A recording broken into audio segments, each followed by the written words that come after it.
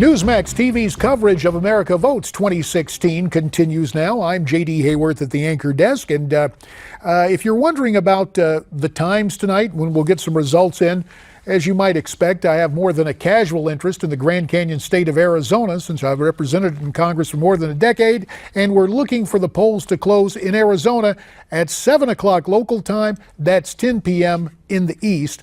So we'll continue to monitor that. I believe the results in the Utah caucuses will come to us around 7:30. Well, let me say 10:30 Eastern time. I'm thinking in all these different time zones. Kind of get in the zone now. And let's continue to discuss both what is at stake tonight politically and what is going on internationally. And to do so, we are very pleased to have Skyping in from Connecticut the former Lieutenant Governor of the great state of New York, Betsy McCaughey. Likewise, via Skype from the Nutmeg State, Newsmax TV political analyst Dick Morris. And of course, from Newsmax New York, our good friend Steve Malzberg, who you see each and every weeknight right here at 7 o'clock Eastern on Newsmax TV. Betsy McCaughey, first to you. When you heard about the Brussels attacks today and then had some time to process that information and think ahead to what we were going to be discussing tonight, what are the implications for voters out west with this attack in Belgium earlier today? Well, voters heard only one candidate actually call for action to make America safer, Donald Trump. He made it clear that he wants to keep the dangerous immigrants out, and he's going to subject terrorists to torture in order to get them to talk. All the other candidates said, oh, we expressed our condolences, our solidarity with Europe. Well, Americans don't want to be in Europe's situation. We want a commander-in-chief who will protect us with rigorous action to keep our borders safe, and Donald Trump is the one who said that. Dick Morris, if there's one word that can sum up the intersection of events with a political campaign, it would be the word uncanny, and it would apply to Donald Trump. It seems there is something that just the events come in such a way that they seem to redound to Mr. Trump's political benefit. Is that the case with the attacks today? Well, first, I would just note parenthetically that Betsy must be forgetting that Ted Cruz today attacked Trump's call for cuts in NATO yesterday and called for strengthening NATO, particularly in light of these attacks, which were, after all, at NATO headquarters. I think that the real beneficiary of this is going to be the Republican Party, because whenever these terror attacks come, it's as if they punctuate a season, almost like rainfall. And they remind people of the abject, total failure of Obama and Hillary to keep us safe. It was their watch for 8 years. And as it becomes so apparent that we are not, and the ethnic divisive strategy of Obama and of Hillary dividing Americans by gender and ethnicity doesn't work in the face of terrorism, because those shrapnel bombs kill everybody, regardless of who they are. Steve Malzberg, we heard Dick offer his assessment of what Ted Cruz had to say today, and having been involved in campaigns and running against people, I know at times it's to emphasize differences. But when I heard Donald Trump yesterday, he was talking about reducing a financial commitment, which to me, Steve, sounded like echoes of George H.W. Bush in the first Gulf War, saying the international partnership other nations would have to pay up. I don't know that American voters, and especially conservative voters, are going to find that altogether unreasonable. You took the words right out of my mouth. Again, with all due respect to Dick, this reminds me of those, not Dick, who said that Trump is calling for violence, Trump is calling for riots. All Trump said was, you know, look how much of the budget we pay. Why shouldn't everybody else pay their fair share? He didn't say cut NATO operations. So I agree with you, JD. And look, this attack had nothing to do with NATO. And again, we have the capability to put a coalition together. We have the capability to go in there and bomb the you-know-what. And now Ted Cruz said something I liked. He said today or yesterday, no, today, he would carpet bomb ISIS. Well, carpet bomb them. Go get them. If we're going to fight wars from now on, worrying, as Bill Clinton admitted he didn't go after Osama bin Laden because he might kill a few civilians, then we're the same as them. No, we're not. We have a right to defend ourselves. If we're not going to take the risk in killing civilians and going after our targets, we might as well just bow down now and it's over. Steve, I'm tired of people, including at this point in this segment, you, who say we should be tougher on ISIS, which means NATO, which is the group that's fighting ISIS. Those are NATO bombers going after ISIS from all the NATO countries, saying that at the same time we should cut the amount the United States gives NATO. If we cut the amount of money, we're going to cut the number of troops and the number of bombs, and all the tough talk in the world isn't going to stop attacks like in Brussels. Well, I tell you what, let's do this right now, and No, then Dick, let the other countries pay their fair share, and then there'll be no let's cut just settle it. whatsoever. Let me just go back to last night on CNN. Let's listen to what Donald Trump had to say. Let's listen to this. Yes, because it's costing us too much money, and frankly, they have to put up more money. They're going to have to put some up also. We're paying disproportionately. It's too much, and frankly, it's a different world than it was when we originally conceived of the idea and everybody got together. Dick, you hear it directly from Donald Trump. It has to do with money, but you would still take issue with that. Sure, I would. That statement, particularly the second half of it, implies that he may want to junk NATO. The idea that come on, Dick, you can't kid a kid. We've been around campaigns long enough. Go ahead. Without you interrupting me, I think that what Trump's statement said is NATO was conceived for a different time, meaning with the Soviet era, where we all had to band together. And this is a different era and a different situation. That's code language for weaken NATO.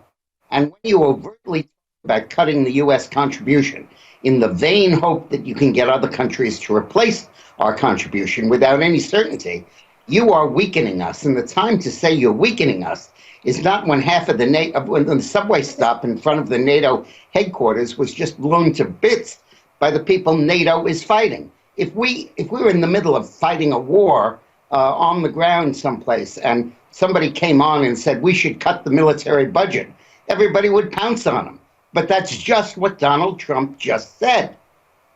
Well, I don't think he meant that. I don't think he thought it through enough to mean that we have to realign NATO because the times have changed and it's not necessary anymore. But I'll say this, NATO, how is NATO effective? They're not stopping ISIS. They didn't stop Putin. And Turkey is a member of NATO. So maybe Donald Trump, after all, if you're right, Dick, is onto something.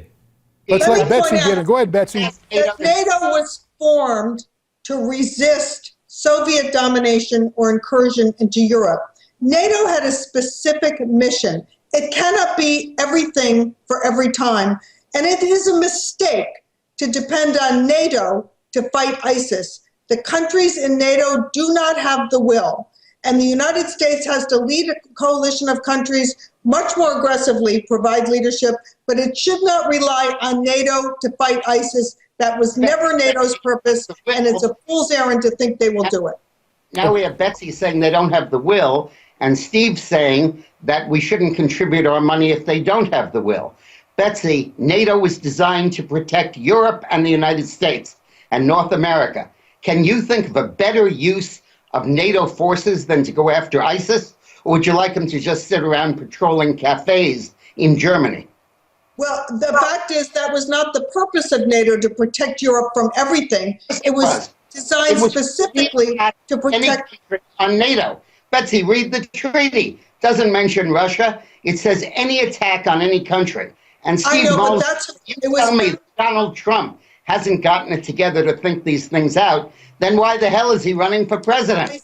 Well, he's running for president. Doesn't have the will. Well, Angela Merkel doesn't have. Let me. Not doing it. How many years are you going to wait? Hang on, one at a time. Let's let Betsy finish her statement, then Steve will let you get it. I'm just saying, recent history proves that the NATO members do not have the will to fight ISIS. We can't keep beating a dead horse. Let's find other allies and go fight them. Okay, go ahead, Steve. Yeah, I am not for disbanding NATO. I think they play an important role if they are willing and if they are effective. But obviously, they're not protecting Europe. Look what happened today. They're not dismantling ISIS. ISIS is growing. So they're failing as they're currently constituted. Okay, Richard, go ahead. Go ahead, Dick. The FBI didn't protect us either. And San Bernardino, you want to cut their funding too? It is irresponsible for you or for Donald Trump today, when Belgium is bleeding, to say that NATO doesn't have the will and should not be used as a vehicle to fight ISIS. NATO is designed to stop attacks on any country. An attack on one NATO country is an attack on all. And that isn't just Soviet missiles, it's ISIS bombs too. And because of that, It's which also brings me Israel. back, It's also Israeli missiles that might need to hit Turkey. Then we would be forced to hit Israel, and that's a sham. But I'm not saying that NATO shouldn't fight ISIS. I'm saying they can't or they won't. They're not doing it. Steve, those are Belgian pilots in some of those planes and French planes in some of those shots. But And they're NATO not effective. They're not winning. They're not winning. They're losing. Well, Steve, I have a good idea. If it's not effective, let's cut back the effort, right? That'll solve the problem overnight. Let's reevaluate and make it better. this was the point I was trying to make at the outset. Hang on just a second. I appreciate the chance to moderate, but there's a point I want to make and then let you weigh in on it. And it was this. You may remember I began this conversation by talking about the historical parallel that I saw between the Trump comments of last night and George H.W. Bush, who was very assertive against Iraq in the first Persian Gulf War, but demanded of our allies a payment, both financial and a contribution to an alliance. And let's understand that it's the North Atlantic Treaty Organization. It is an alliance, and right now the United States and I believe Estonia are the only two nations contributing the 2% requirement of their GDP for NATO. The UK is not doing it. Germany is not doing it. Sadly, Belgium is not doing it. And until people step up as equal partners in an alliance, it is problematic, Dick. This is an isolationist impulse in response to an internationalist crisis. I applaud with you calling for NATO to increase its contribution. I think that's great, and I think what Bush did was fabulous. But for us to say, as Trump implied and Malzberg said, we should cut our funding to NATO at the point when they are attacking us. Cut our funding. What you said, play the tape back.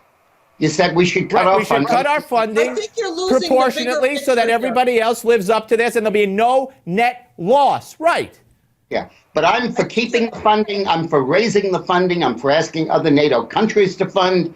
Betsy, I'm for taking this on as a central task of NATO, requiring every member to participate. And I'm not, on the day of Brussels being bombed, going to call for a relaxation of our efforts like Donald Trump in effect did. Trump has also made the very important point that we have to expect and call on the oil-rich Arab countries to participate in destroying ISIS.